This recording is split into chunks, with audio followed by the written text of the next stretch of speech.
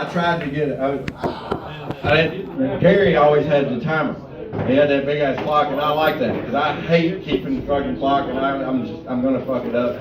So I tried to find a timer, and I thought, well, shit. And I tried to download one. I did download one, and then when I wanted to use the timer, they wanted me to sign up to a subscription, and I was like, fuck that. And so I'm like, yeah, hell, this is just way easier to go with it. So I hope it doesn't bother everybody. Oh, and before I forget about it, yeah, you mentioned going to a mega church. You still go to mega church? No, I never went to a mega church. Oh, you didn't? Yeah, I got invited once with a woman, and I got there, and she wanted me to she was singing in the choir, so I had to sit by myself, and I'm like, what the fuck? So what am I gonna do? And I noticed they had visitors cards, so I started filling those motherfuckers out with like my brother's name and address and phone number, and I put some weird shit like, I love it when my wife dresses up like Donald Trump and pegs me. Does that make me gay? Drop it in the offering plate. Yeah, if you ever find yourself in church, I highly recommend it. It's a hell of a lot better than listening to whatever the fuck they got going on. All right, y'all ready for some more comments? All right, coming to the stage, coming on deck. A new one here at the Friends is Zane Dennis, but coming to the stage now, my good buddy, Stonkeytheboywonder. Yeah, now give it up for his fucking name and costume alone.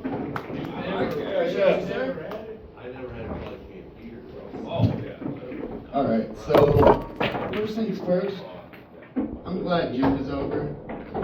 I don't know about y'all, this probably isn't going to do so well in this room, but I've been having some really intrusive thoughts during Pride Month.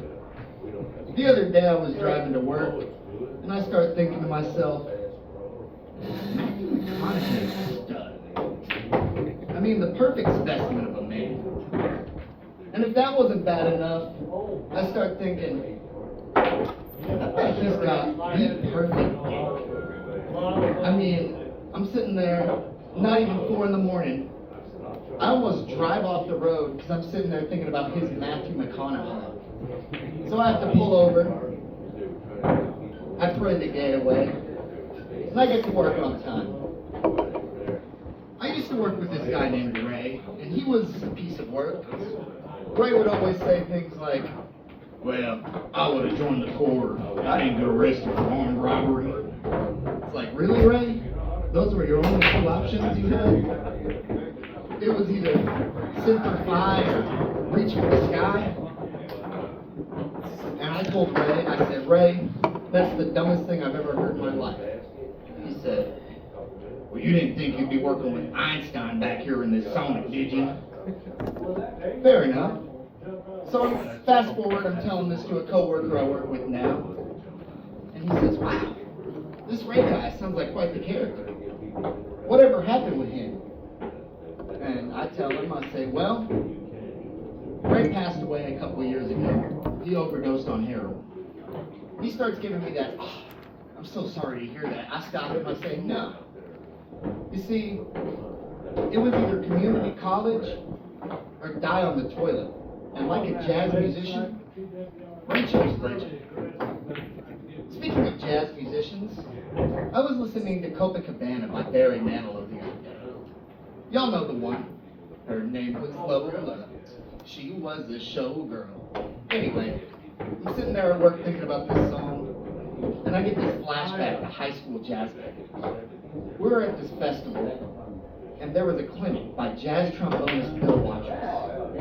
And so we're attending it, and I'm thinking, sweet, we're going to learn some jazz technique, maybe some solo building, something that'll help us as young musicians. He comes out, he's got his shades on, he sits down, and he starts telling stories about the Merv Griffin band shooting smack and smoking reefer in the basements of the clubs they used to play. And if that wasn't bad enough, he goes on to tell a story where he's playing the Copacabana in New York City. And he goes on, he's talking, he goes, middle of the set, 2 guys came up to the front row and gunned down a couple of plainclothes policemen. Oh, I didn't know that. Anyways, I'm thinking about this, and I'm not sure if this is a true story or not, or if it's just a jazz tall tale. Because it sounds like something I would say if I didn't like the band I was with, right? He talks about how the singer dove and then he wouldn't finish the set afterwards. Anyways, I've got one more joke I'm gonna do, one more bit. But for this one I need someone cool to tell it.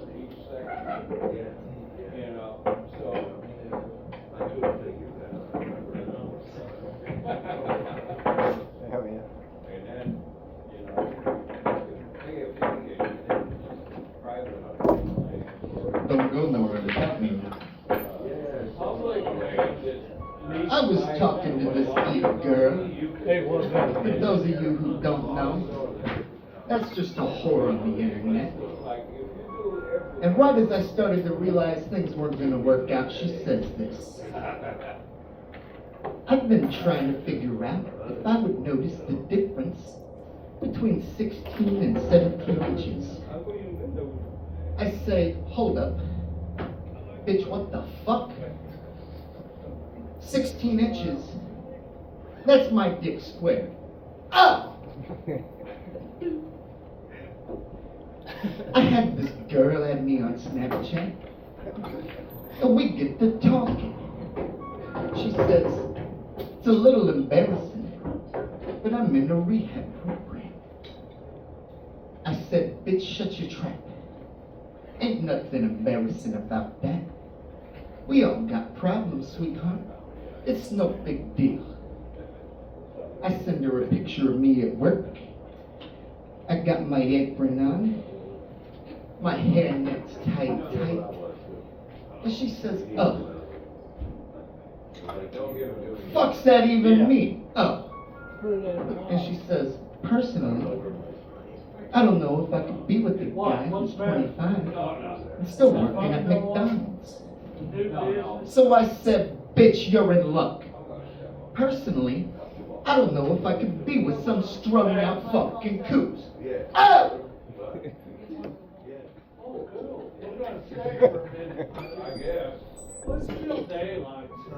Sorry about that, guys. I don't know what that was. Anyways, they did pay for pics of my pussy. Thank you, guys. I'm Stonkeytheboywonder.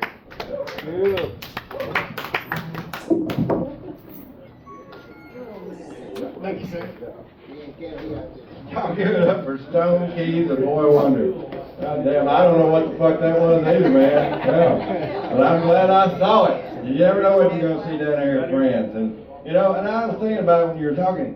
Say what you want about a heroin addict, but those motherfuckers can keep up with a spoon. And that's more than you think.